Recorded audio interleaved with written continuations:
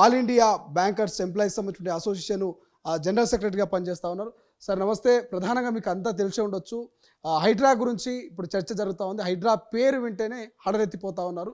So Hydraa గురించి ఏం చెప్తారు? ఇది కొత్తగా ఏర్పడినటువంటి సంస్థ. ఇంతవరకు కూడా దానికి అసెంబ్లీ ఆమోదం పొందకపోయినా కూడా చట్ట రూపంలో ఈ ప్రభుత్వానికి సంబంధించినటువంటి ఆస్తుల్ని పరిరక్షణ కోసం, అదే రకంగా సవ్యమైనటువంటి పరిపాలన కోసం ఏర్పడినటువంటి ఆర్గనైజేషన్. ఈ మధ్యకాలంలో గడిచినటువంటి నెల రోజుల నుంచి మనం చూస్తూనే ఉన్నాం. అనేక కట్టడాలని కూలగొట్టడమే కాకుండా ఈవెన్ వారు కోర్టు కూడా వెళ్ళేటటువంటి అవకాశం ఇవ్వకుండా చేస్తున్నటువంటి పనిని మనం చూసాం. అయితే ఇవన్నీ కనుక మనం ఆలోచిస్తే మనం ఒక ప్రజాస్వామ్య దేశంలో ఉన్నాం.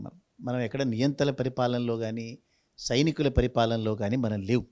సో ఈ ప్రజాస్వామ్య దేశంలో ప్రజల చేత ప్రజల కొరకు ఎన్నికైనటువంటి ప్రభుత్వాలు ఏవైతే ఉన్నాయో అవి ప్రజలకు ఇబ్బంది కలగకుండా చూసుకోవటం అనేటటువంటిది ప్రధానమైనటువంటి బాధ్యత.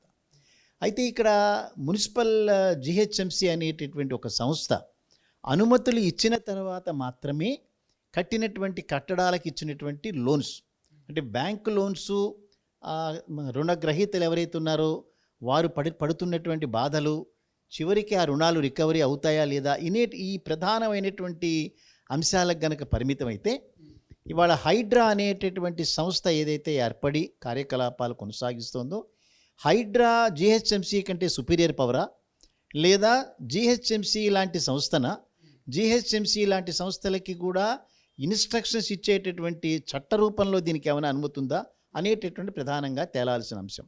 ఎందుకని ఈ మాట మాట్లాడుతున్నాం అని అంటే, ఇవాళ కూలగొట్టినటువంటి ఇళ్లలోంచి అనేక మంది పేద మధ్యతరగతి సంబంధించిన వారందరూ కూడా మీడియా ముందు బాధపడుతూ ఏడుస్తూ కూడా వాళ్ళు మాట్లాడేది, నేను 60-70 సంవత్సరాల కాలం నుంచి నేను ఇక్కడ ఉంటుంటే ఇవాళ నీ ఇల్లు అనుమతులు లేకుండా కట్టిందని ఎట్లా చెప్తారు అనేటటువంటి ప్రధానమైన ప్రశ్న అనేక మంది సంధిస్తున్నారు.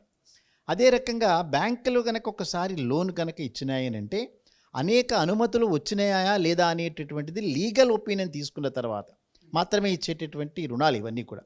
అంటే జిహెచ్ఎంసి పర్మిషన్లు ఉంటాయి, హెచ్ఎండిఏ పర్మిషన్లు ఉంటాయి, ఫైర్కి సంబంధించినటువంటి పర్మిషన్లు ఉంటాయి, ఎలక్ట్రిసిటీకి సంబంధించినటువంటి పర్మిషన్స్ ఉంటాయి. అంటే ప్రభుత్వానికి సంబంధించినటువంటి అనేక సంస్థలు అనుమతులు ఇచ్చిన తర్వాత మాత్రమే కట్టినటువంటి కట్టడాలు ఇల్లీగల్ కన్స్ట్రక్షన్స్ ఎట్లా అవుతాయి అవి తేలాల్సినటువంటి అంశం.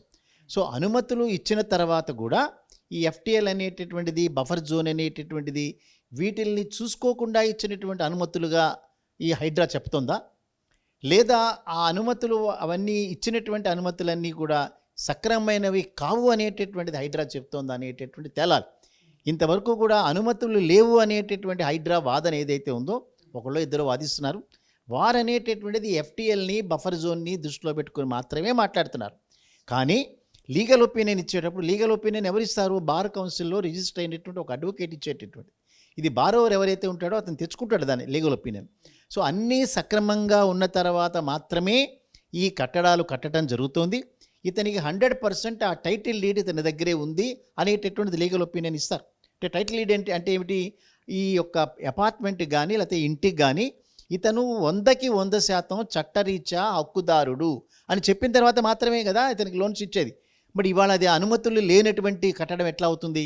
ఇల్లీగల్ లోనింగ్ ఎట్లా అవుతుంది? అది reserve bank of India, government of India అన్నీ కలిసి ఫ్రేమ్ చేసినటువంటి రూల్స్ ప్రకారం ఒక లీగల్ ఒపీనియన్ తీసుకున్న తర్వాత దగ్గరలో ఉండేటటువంటి రిజిస్ట్రేషన్ ఆఫీస్ దగ్గర నుంచి ఇది సక్రమంగా రిజిస్ట్రేషన్ అయిందా లేదా అని చూసుకున్న తర్వాత ఇచ్చినటువంటి లక్షలాది రూపాయల లోన్ ఇవాళ ఇల్లీగల్ లోన్ కింద హైడ్రా ఏదైతే కన్వర్ట్ చేస్తోందో భవిష్యత్తులో ఒక క్రైసిస్ వచ్చేటటువంటి ప్రమాదం. అసలైన తొలి వెలుగు.